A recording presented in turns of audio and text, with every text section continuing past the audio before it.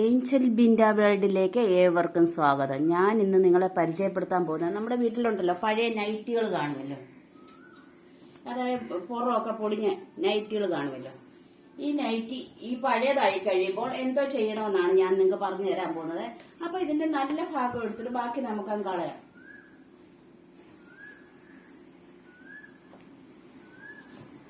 ഇതിന്റെ നല്ല ഭാഗം ഞാൻ എടുക്കാൻ പോവാണേ.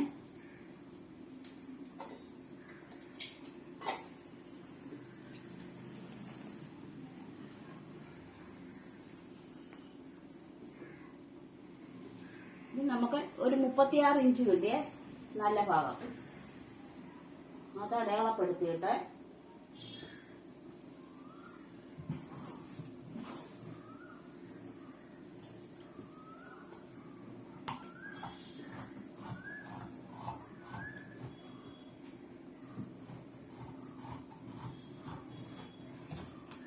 ബാക്കിയും കളഞ്ഞ് ഇത്ര നമുക്ക് കിട്ടി. ഇനി നമുക്ക് ഇത് രണ്ടാക്കണം. സൈഡിൽ നിന്ന് നമുക്ക് അഴിച്ചു വിട്ടാൽ മതി. അപ്പൊ ഇത് അഴിച്ചെടുത്തേ.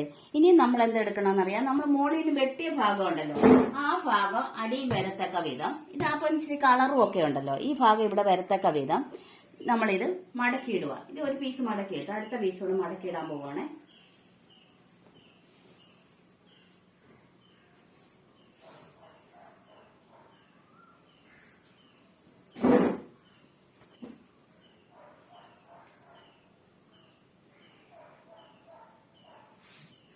നമ്മൾ അടയാളപ്പെടുത്തുക.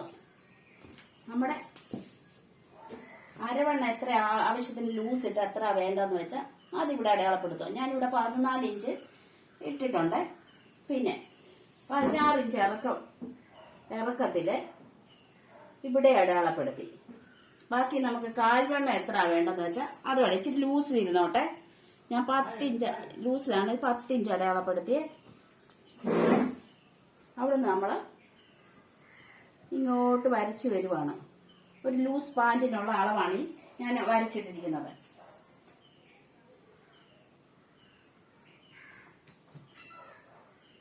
കണ്ട. ഇനി നമുക്കിത് കട്ട് ചെയ്തെടുക്കാം.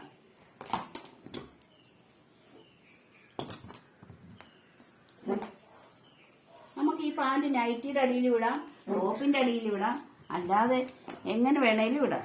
പലയിടത്തും പോകുമ്പോഴും ഇടാം. ഒരുവിധം നല്ല കളറുള്ളതാണെങ്കിൽ നമുക്ക് ഇപ്പൊ കളറുള്ള ഭാഗം നമ്മൾ അടിയിലായിട്ട് ഇട്ടിരിക്കുന്നതുകൊണ്ട് നമുക്ക് വൃത്തികേട് വരത്തില്ല.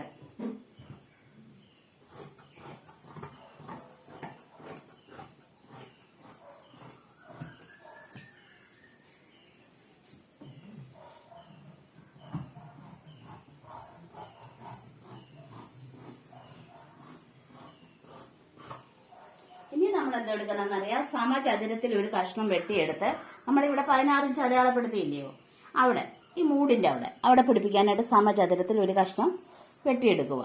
അപ്പം നമുക്കിതിവിടെ വെട്ടിയെടുക്കാം. അപ്പോൾ വേണ്ട നൈറ്റി വെട്ടി ഒരു പാൻ്റ് ആക്കിയിട്ടുണ്ട്. നമ്മുടെ പഴയ നൈറ്റികളൊക്കെ കളയാൻ നമുക്ക് ഇങ്ങനെ ചെയ്യാമെങ്കിൽ നമുക്ക് ഉപകാരപ്പെടും. എന്താണെന്ന് വെച്ചാൽ അടിപ്പാവാടയ്ക്ക് പകരമായിട്ടും നമുക്ക് ഉപയോഗിക്കാം, അല്ലെങ്കിൽ പിള്ളേർക്കാണേലും ഇടാം. ഇത് നല്ല ലൂസിലാണ് ഞാൻ തയ്ച്ചെടുത്തിരിക്കുന്നത്. അപ്പോൾ എൻ്റെ ഈ വീഡിയോ കണ്ട എല്ലാവർക്കും നന്ദി, നമസ്കാരം. ഷെയർ ചെയ്യാനും സബ്സ്ക്രൈബ് ചെയ്യാനും മറക്കല്ലേ.